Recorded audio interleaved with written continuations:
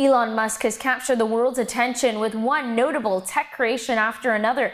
New York Times best-selling author Ashlee Vance spent a year with the tech magnate. He joins us to share insight on the strategy behind the man's out-of-this-world success. So, as I said, you were there right next to him, spoke to his friends and colleagues. Tell me first, how were you able to win his trust? Yeah, well, it wasn't easy.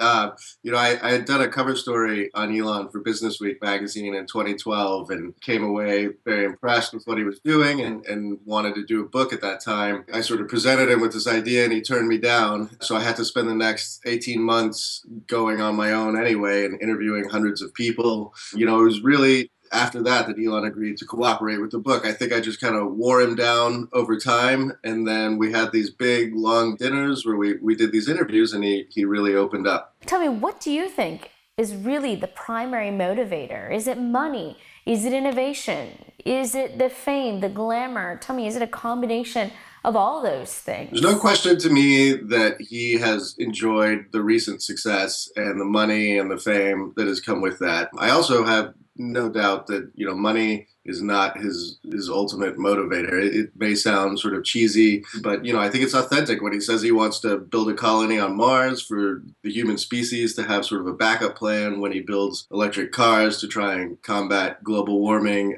I saw him sort of break down in tears talking about these things. So unless he's kind of lying to himself and all his family and everyone else, I think it does come from an authentic place, and that is his main motivator. Do you ever worry that he could burn out? I mean, he's maintaining a very demanding pace. I think he could burn out. I think ultimately for him, if Tesla could get to kind of a more stable place, I think he would do SpaceX full time. That's kind of his baby and where his passion really lies. It's just not clear to me kind of when that will happen. Tesla keeps making bigger bets on bigger factories, and so it's not clear when that day will come. I think Elon has shown a sort of remarkable resiliency for what he does take on so far, but I do question how long he can keep it up. In doing this interview today, you're going to be talking to managers who want to replicate his success. So what do you think they should really take away from the Elon Musk story?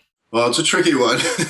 There's some highs and lows that come with the way Elon operates. The biggest thing that I took was, if you're running a business, if you sort of commit to a strategy, even if it's very risky, you have to commit all in. And that means you personally and the entire company. Anytime Elon was faced with an obstacle, the biggest thing he did was make a very decisive, wholehearted move. And he's able to turn the company, almost on a dime because of the force of his will and the intensity of his decision making. And so, that would be my biggest takeaway for people running a business, is kind of figure out what's important and then go after it with everything you've got.